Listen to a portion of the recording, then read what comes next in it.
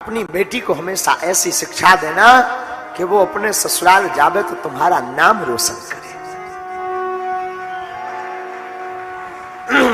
ऐसी शिक्षा देकर भेजना। याद रखना, बेटे तो केवल एक कुल तक सीमित होते हैं, बेटियां दो दो कुलों का नाम रोशन करती हैं, पिता के भवन का भी और पति के भवन का भी। पर एक बात बोले हम भारत के लोगों, हमने एक बार सूत्र दिया था कि अगर बेटियों को माता पिता के रखने का अधिकार मिल जाए ना तो भारत में एक भी वृद्धाश्रम नहीं होगा। अगर बेटियों को माता पिता के रखने का अधिकार मिल जाए ना एक भी वृद्धाश्रम नहीं होगा। लेकिन इसमें सुधार की आवश्यकता है। जो बेटियां बहू बनकर जाती हैं वो सासू मां और ससुर को ही अगर माता पिता बना ले तो भी भारत में एक भी वृद्धाश्रम नहीं होगा, एक भी नहीं। लेकिन बड़ा गजब का जमाना है भैया, ये जमाना बड़ा उल्टा है। सासू मां चाहती हैं हमें बहू ऐसी मिले जो बेटी जैसी रहे, बहू चाहती जो हमें सासू मां मिले वो ऐसी मिले जैसी हमारी मां थी। लेकिन सासू मां ना तो खुद मां बनना चाहती, बहू ना तो खुद बेटी बनना चाहती है। और एक बात बोले, बिटिया कलेजा होती है माता पिता की। कितना बड़ा कलेजा करके पिता अपनी बेटी की विदाई करते। शंकर जी आप राम विवाह पढ़िएगा तो राम विवाह में वर्णन आया है। महाराज दशरथ जी जब राम जी का विवाह करवा करके मां जानकी जी, हमारी मैया जानकी जी और चारों को लेकर के जब गए ना, चारों भैया और चारों मैया को लेकर गए ना, तो दशरथ जी ने सबसे पहले जनक जी की बढ़ाई की, महिमा गाई। मैं प्रार्थना करूंगा भारत के लोगों से, मेरे भारत के लोगों, तुम अपने बेटा का विवाह करना और किसी के भी घर पर तुम बहू लेने जाना और लौट कर आना तो तुम ये मत कहना कि उसने नमक नहीं दिया, उसने पानी को नहीं पूछा, उसने भोजन नहीं दिया। उसके पिता से पूछना जो अपनी बेटी के विवाह के लिए 2-2 महीने से सोता नहीं है पहले से। एक एक चीज संजोता है। हमारी बेटी के लिए बारात आएगी, हम ये खिलाएंगे, हम ये पानी पिलाएंगे, हम ये भोजन कराएंगे। उस पिता पर पूछो जो 2-2 साल मेहनत करता, तैयारी करता अपनी बेटी के विवाह के लिए, और एक रात में तुम उजाड़ करके चले आते हो। और जब उसे खबर लगेगी कि तुमने पानी को लेकर के हमारी कुबड़ाई की, उस पिता पर क्या बीतेगी। इसलिए प्रार्थना है मेरे भारत के लोगों, किसी भी पुत्र की या किसी भी बारात में विवाह में जाना, बुराई मत करना। हजारों लोगों को पानी नहीं मिला तो बात अलग है, अगर सबको मिला तुम्हें नहीं मिल पाया, भूल हो गई होगी, पर कभी बुराई मत करना। और दहेज के लोभियों से भी प्रार्थना है, जो अपनी जान का टुकड़ा अपनी बेटी दान देता है, अब उससे भला तुम क्या मांगना चाहते हो।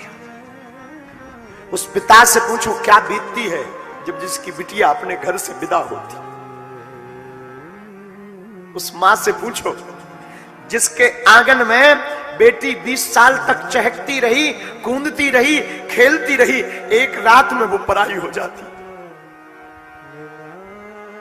एक रात में उस पिता से पूछो उस पर क्या बीतती है। संसार का कोई पिता ऐसा होगा, कितना भी कठोर आदमी हो, कितना भी कठोर आदमी हो, लेकिन जब बेटी का विवाह होता है ना तो कठोर से कठोर आदमी, कठोर से कठोर पिता के भी आंखों में आंसू आ जाते। जब प्राण का टुकड़ा बिटिया जाती है ना, हमारी प्रार्थना है बेटियां एक कुल की नहीं 2 कुलों की उद्धारक होती। और भगवान बिटिया सबको नहीं देता है। याद रखना, बेटी उसी के घर पर होती है जिसका दिल बड़ा होता है। बेटियां श्राप नहीं, बेटियां वरदान है, वरदान। और किसी के घर पर बेटियां हो तो मानना तुम दुनिया के अमीर आदमी।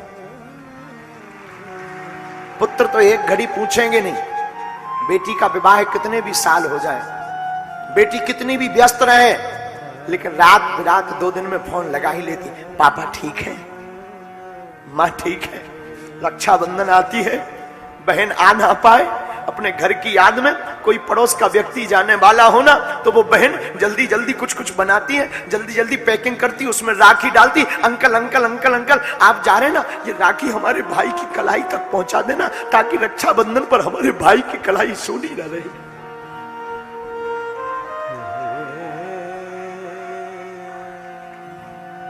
राखी भेज देना। हमारे पास तो लोग आते हैं, लाखों लोग आते हैं, हम तो बहुत नजदीक से देखते हैं। अनेक ऐसी बेटियां, विवाह को कई दिन हो गए, लेकिन हमारे पास बेटियां आती हैं, अपना तो पूछती हैं, लेकिन साथ में महाराज जी हमारे पिताजी बड़े बीमार रहते। और बेटियों का प्रेम जितना पिता से होता ना, किसी से नहीं होता। बहुत प्रेम होता है। रात को 2 बजे अगर पिता हारा थका पहुंच जाए ना, काम करके पहुंच जाए ना, एक घड़ी मां नहीं उठेगी, पुत्र तो उठेगा ही नहीं, पुत्र तो पड़ा रहेगा निकम्मा बना। लेकिन बेटी तुरंत फुदक करके जाएगी, दरवाजा खोलेगी, पापा पापा भूख लगी, तुम्हें भोजन बनाऊं। 2 बजे रात को भी वो तुरंत पापा पापा एक रोटी खा लो, फिर सो जाना। खूब थकी हो, खूब बुखार चढ़ा हो, पापा पापा ठीक हो आप। इसलिए मेरे भारत के लोगों, बेटियां वरदान है, ईश्वर का दिया हुआ, श्राप नहीं है। जिसके घर बेटियां होती हैं उसका घर मंदिर और अमीर आदमी का घर होता है। अब मैं एक प्रार्थना करूं, मैंने कल परसों बताया भी था, फिर भी बताऊं। एक बार 2 सज्जन बैठे हुए थे, एक छोटी सी बच्ची थी, एक अमीर आदमी बैठा था। वो अमीर आदमी बोला, भैया हमारे घर पर भगवान की बड़ी कृपा है, हमारे घर पर तो बेटे ही बेटे हैं, भगवान की बड़ी कृपा है। तुम्हारे घर पे तो 2 बेटियां भर हैं। बेचारा जो दूसरा आदमी बैठा था उसने कुछ नहीं बोला, लेकिन उसके साथ में जो छोटी बेटी थी उसने कहा, अंकल अंकल अंकल अंकल एक बात बताएं, भिखारी के घर पर बेटियां नहीं होती है, जो दान देने की क्षमता रखता उनके घर पर बेटियां होती हैं। बेटियां भिखारी के घर पर नहीं होती हैं, जो बेटी का दान करना जानता है उसके घर पर बेटियां होती हैं। तो मैं प्रार्थना करूं, मेरे भारत के लोगों, बेटियां कलेजा है। किसी की बेटी तुम्हारे घर पर बहू बनकर आई ना, उसकी अवहेलना मत करना, उसको ताना मत देना कि तुम्हारे पिता ने कुछ नहीं दिया। जिसने अपनी जान का टुकड़ा, अपने प्राण का टुकड़ा, जिसे 20 साल खिलाया, पढ़ाया, बढ़ाया, आंगन में कूदी फुदकी चहचहाती रही, जिसने रातों दिन इस घर में अपना नाता जोड़ा, एक रात में वो संबंध तोड़ करके तुम्हारे घर की बहू बन जाती है। इससे बड़ा तुम्हें क्या चाहिए? इसलिए मेरे भारत के लोगों,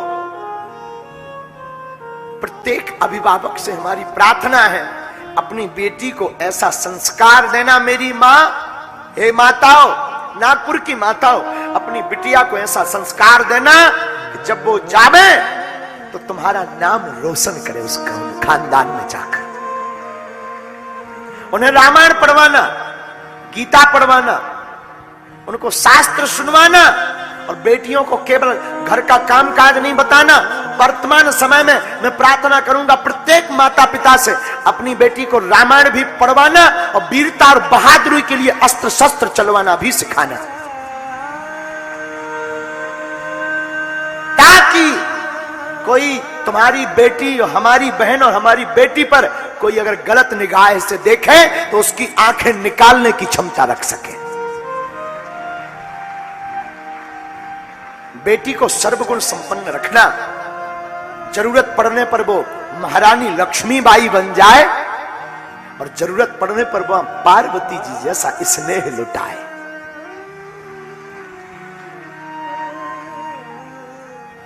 तो मेरा प्रार्थना है, जितने भी यहां अभिभावक बैठे, मां, हे मेरी माताओं, अपनी बिटिया को खूब शिक्षा दे, खूब।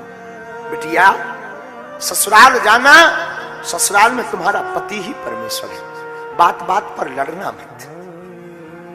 बेटी, संबंध को चलाना है ना, अगर 2 बात कोई बोल भी देना, तुम्हारा पति तुमसे कुछ बोल भी देना, मौन हो जाना। याद रखना, जो व्यक्ति संबंध को चलाना जानता है ना, वो क्षमा करना जानता है।